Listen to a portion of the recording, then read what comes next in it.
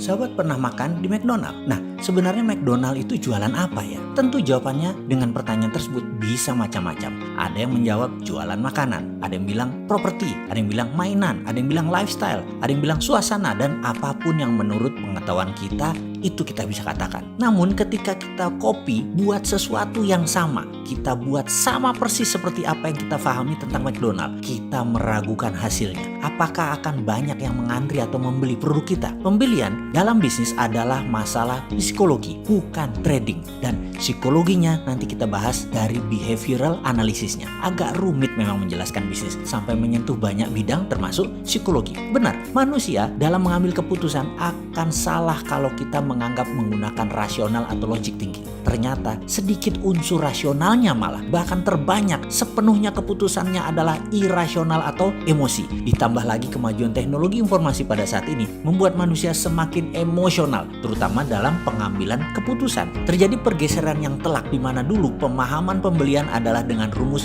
munculnya kebutuhan atau need recognition, diikuti dengan pencarian informasi atau informational search, diikuti dengan evaluasi alternatif produk yang akan kita beli atau evaluation of alternative, kemudian melakukan pembelian dan penggunaan atau purchasing and consumption. Oke, sekarang kenyataan terbanyak pada saat Anda jalan ke mall, ke Senayan City misalnya, di mana niatnya mau membeli celana jeans dan minyak wangi. Ternyata proses belanja itu tidak semulus logika kita sewaktu berangkat di awalnya. Seberapa sering ternyata Anda pulang tidak jadi beli celana jeans, malah beli baju atasan. Tidak jadi beli parfum, malah beli handphone terbaru. Di mana rasionalnya? Benar nggak perkataan ini? Apakah ini pengalaman kita semua atau hanya saya? Kembali ke McDonald. Apakah McDonald laku keras karena lokasinya? Atau laku karena Big Mac-nya, karena McNugget-nya, karena McChicken-nya? Kalau secara rasa, semua produk McDonald biasa saja menurut saya. Bahkan dibandingkan sate ayam misalnya di depan rumah sakit Pertamina, lebih enak di situ. Ayamnya, saya pikir satu lagi, lebih enak ayam goreng di restoran pagi sore. Masih saya bilang lebih ngangenin daripada paket hematnya McChicken. Atau kita tambah satu lagi deh bisnisnya, Starbucks. Starbucks sukses di dunia dan menjadi darlingnya di Wall Street untuk waktu yang sangat panjang. Apa karena frappuccinonya? Apa karena mochaccinonya? Apa karena kopinya yang enak? Tidak. McDonald, Starbucks sukses dan laku produknya bukan karena apa yang disebut konten atau what to offer atau apa yang ditawarkan kepada pembeli. McDonald sukses bukan karena makanan. Starbucks sukses bukan karena kopi. Konten adalah sesuatu yang berhubungan dengan rasional kita.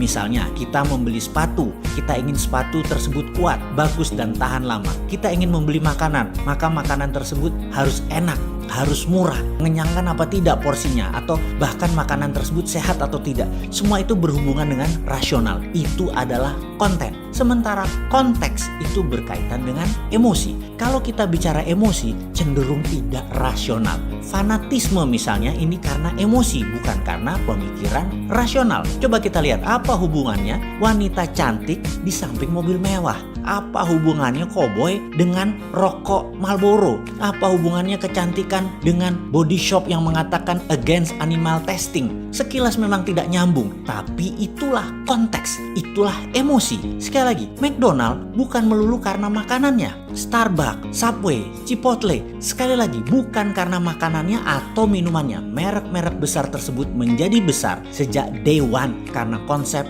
konteksnya. Konteks adalah how to offer. How, bagaimana cara Anda menawarkan produk tersebut jauh lebih penting daripada apa yang Anda tawarkan ke pelanggan Anda. McDonald sukses karena konsep service, cleanliness, dan family value-nya. Keramahannya kepada anak-anak, tersedianya tempat main, termasuk event-event pada saat hari khusus seperti ulang tahun dan pesta anak lainnya. Merchandise anak-anak, The Toy Stories, Hello Kitty, dan banyak lagi lainnya mempertahankan citra atmosfer restorannya fun dan friendly. Ini semua adalah konteks, ini semua adalah emosi. Sekali lagi, dari sisi yang lain saat ini, konten saja tidak cukup untuk memenangkan kompetisi bisnis. Harus masuk ke emosi, harus masuk ke konteks. Konten itu sesuatu yang given, sesuatu yang biasa-biasa saja. Kita harus memanfaatkan kekuatan konteks agar memberi value yang unik. Yang jadi pertanyaan sekarang adalah bagaimana membuat konteks dari produk kita? Karena mungkin produk sahabat bukan makanan, bukan minuman. Ada ribuan konten lainnya. Dan Bagaimana sekali lagi membuat konteksnya? Bagaimana behavioral analisisnya sehingga bisa membuat konteks yang menarik? Atau bahkan bagaimana membangun konteks negara Indonesia ke depan? Nah, ini pertanyaan serius yang harus dijawab serius. Masih mau lanjut? Masuk harus bos, men sing ngurus negara? Gak cocok bener dah nih.